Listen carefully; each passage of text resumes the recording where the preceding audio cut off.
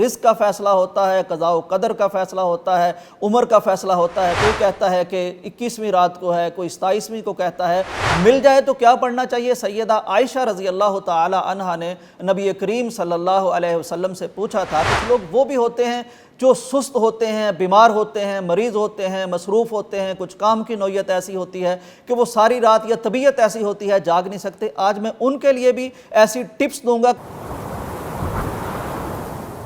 السلام علیکم ناظرین، رمضان المبارک کے آخری عشرے میں ہر مسلمان کی تمنا، جستجو اور تڑپ یہ ہو جاتی ہے کہ اس کو لیلۃ القدر مل جائے۔ لیلۃ القدر کی نشانیاں کیا ہیں؟ اس بارے میں نبی کائنات صلی اللہ علیہ وآلہ وسلم کی احادیث سے کیا ملتا ہے؟ صحابہ کرام کا اس بارے میں موقف کیا ہے اور مفسرین اس بارے میں کیا کہتے ہیں؟ اس رات میں ہوتا کیا ہے؟ اس رات میں کرنا کیا چاہیے؟ اس کی نشانیاں، یہ سارا کچھ انشاءاللہ آج آپ کی خدمت میں پیش کرتے ہیں۔ جہاں تک لیلۃ القدر کی بات ہے تو اس بارے میں تو سب بخوبی آگاہ ہیں کہ یہ ایک بہت فضیلت والی رات ہے۔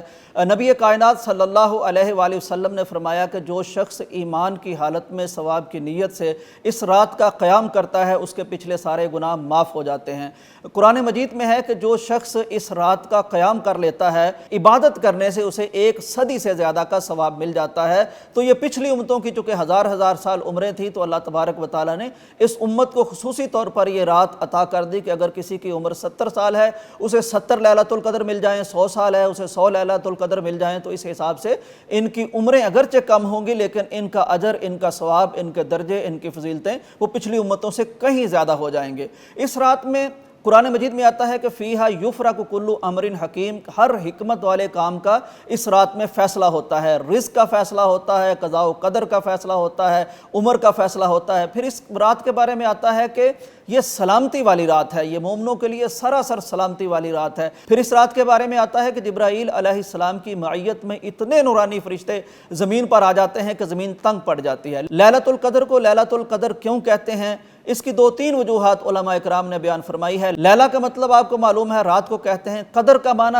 تقدیر بھی ہے، چونکہ اس میں تقدیر کے فیصلے ہوتے ہیں، تو اس لیے بھی اس کا نام لیلۃ القدر ہو سکتا ہے۔ قدر کا معنی ایک عربی میں تنگی بھی ہے، چونکہ اتنے فرشتے زمین پر آتے ہیں کہ زمین کرۂ ارض تنگ پڑ جاتی ہے، اس لیے بھی اس کا معنی قدر ہو سکتا ہے۔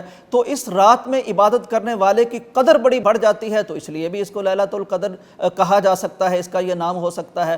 اب آ جائیے کہ لیلۃ القدر کے بارے میں نبوی اور صحابہ کے اقوال کیا ہیں۔ حضرت عبداللہ بن مسعود بیان فرماتے ہیں کہ جو شخص سال بھر قیام اللیل کرتا ہے، تہجد پڑھتا ہے، نوافل پڑھتا ہے رات کے، وہ زیادہ قرین قیاس ہے کہ اس رات کو پا لے گا۔ یہ بات جب ابی بن کعب رضی اللہ تعالی عنہ سے بیان فرمائی گئی کہ آپ کے بھائی تو کہتے ہیں کہ لیلۃ القدر اس شخص کو ملے گی جو سارا سال عبادت کرتا ہے، قیام کرتا ہے، تو انہوں نے کہا نہیں، بات ایسی نہیں ہے، میرے بھائی کو بھی اچھی طرح معلوم ہے کہ لیلۃ القدر کی رات کون سی ہے۔ وہ بیان اس لیے اس طرح سے فرماتے ہیں کہ کہیں تم صرف اسی ایک رات پر تکیہ نہ کر لو، توکل نہ کر لو، اکتفا نہ کر لو اور باقی زندگی کو اپنی کو عبادت سے خالی نہ کر لو۔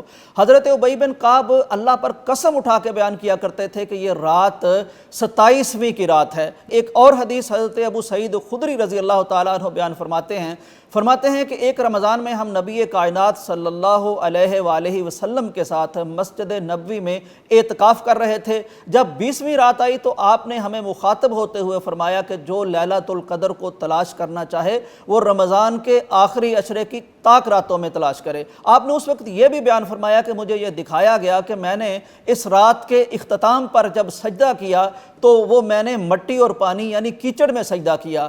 تو یہ 21ویں رات کی بات ہے۔ حضرت ابو سعید خدری رضی اللہ تعالیٰ عنہ بیان فرماتے ہیں کہ اس رات پھر بارش چونکہ آئی اور مسجد نبوی کی چھت کھجوروں کے چھالوں سے یا اس کے پتوں سے بنی ہوئی تھی، تو اس سے چھن چھن کے پانی جب آیا تو وہ گرا، وہاں نبی کائنات صلی اللہ علیہ وسلم نے سجدہ کیا تو آپ کی پیشانی مبارک پر ہم نے مٹی لگی ہوئی، کیچڑ لگا ہوا دیکھا۔ تیسری روایت آپ کے سامنے رکھتا ہوں۔ ایک صحابی تھے عبداللہ بن انیس رضی اللہ تعالیٰ عنہ، یہ مدینے سے ذرا فاصلے پر رہتے تھے، تو انہوں نے نبی کائنات صلی اللہ علیہ وسلم سے استدعا کی کہ پیارے پیغمبر آپ مجھے یہ فرمائیے کہ میں لیلۃ القدر کی تلاش میں اگر مسجد نبوی میں یا مسجد میں آنا چاہوں تو مجھے کس رات میں آنا چاہیے؟ آپ نے حضرت عبداللہ بن انیس رضی اللہ تعالیٰ عنہ کو فرمایا کہ آپ 23ویں رات کو آ جایا کریں۔ چنانچہ تمام زندگی ان کا یہ معمول رہا کہ وہ 23ویں رات کو آتے اور عبادت کر کے چلے جاتے۔ ان کے بیٹے سے کسی نے پوچھا کہ وہ اس رات میں کیا عبادت کرتے تھے؟ انہوں نے فرمایا کہ وہ سواری پر آتے اور اپنی سواری کو عصر کے وقت آ جاتے، سواری کو باندھ دیتے، مسجد میں ساری رات عبادت کرتے،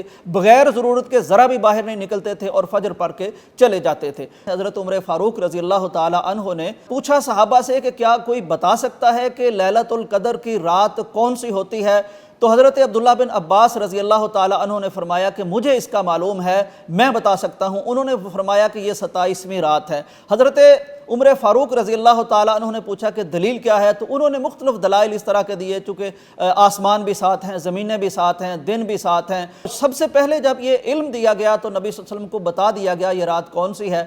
آپ اپنے گھر سے باہر نکلے تو سامنے دو شخص آپس میں جھگڑ رہے تھے، ان کی طرف جب آپ کی توجہ ہوئی تو یہ آپ سے علم اٹھا لیا گیا کہ یہ رات کون سی ہے۔ نبی کائنات صلی اللہ علیہ وسلم نے فرمایا کہ میں تمہیں بتانے آیا تھا، لیکن ان لوگوں کے جھگڑنے کی وجہ سے، تنازع کی وجہ سے یہ بات مجھ سے اٹھا لی گئی ہے، مجھے بلا دی گئی ہے، لہٰذا اب تم رمضان کی آخری طاق راتوں میں اسے تلاش کرو۔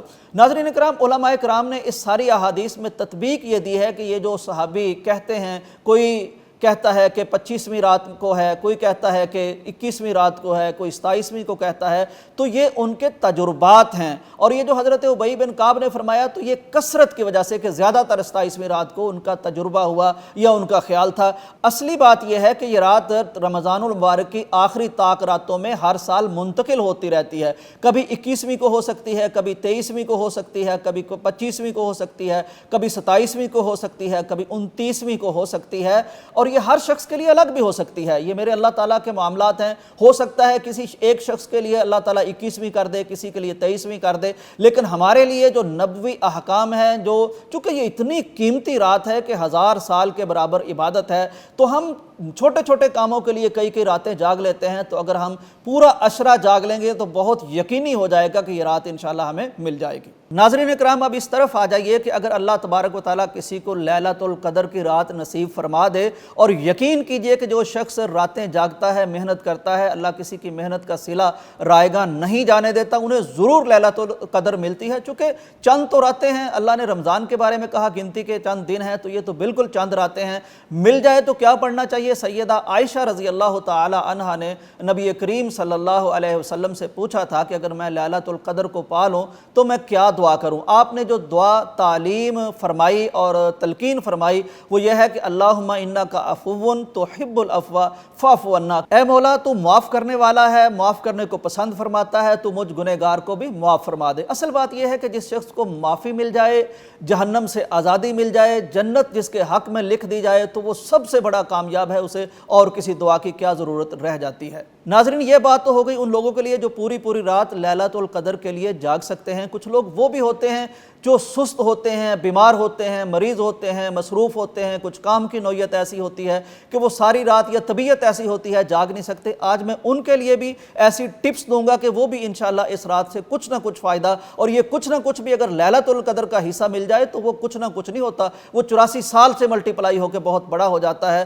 تو ان کے لیے بھی میں عرض کرتا ہوں، میں سب سے پہلی ٹپس یہ دینا چاہوں گا کہ آپ آخری عشرے کی تمام راتیں اور بالخصوص طاق راتیں عشاء بھی جماعت کے ساتھ مسجد میں جا کے امام کے ساتھ پڑھیں، اور فجر بھی امام کے ساتھ پڑھیں، کیونکہ نبی کائنات صلی اللہ علیہ وسلم کی حدیث ہے کہ جو شخص عشاء کی نماز امام کے ساتھ پڑھتا ہے، اللہ تبارک و تعالیٰ اسے آدھی رات کے قیام کا ثواب دے دیتا ہے۔ جو فجر پڑھتا ہے اسے اگلی آدھی رات کے قیام کا ثواب بھی مل جاتا ہے۔ تو گویا کہ صرف عشاء اور فجر جو امام کے ساتھ پڑھنے والا ہے اس کو لیلۃ القدر کی رات کے قیام کا ثواب اضافی طور پر، اعزازی طور پر مل جائے گا۔ ناظرین اکرام، دوسری ٹپ میں آپ کو یہ دوں گا کہ لیلۃ القدر کی طاق راتوں میں آپ امام صاحب کے ساتھ تراویح ضرور پڑھیں، نوافل ضرور پڑھیں، کیونکہ نبی کائنات صلی اللہ علیہ وآلہ وسلم کا ارشاد گرامی ہے کہ جو شخص امام کے ساتھ تراویح پڑھتا رہتا ہے، تہجد پڑھتا رہتا ہے، قیام اللیل کرتا رہتا ہے، اور امام کے لوٹنے سے پہلے نہیں لوٹتا، یعنی جب امام ختم کرے تبھی وہ ختم کرتا ہے، تبھی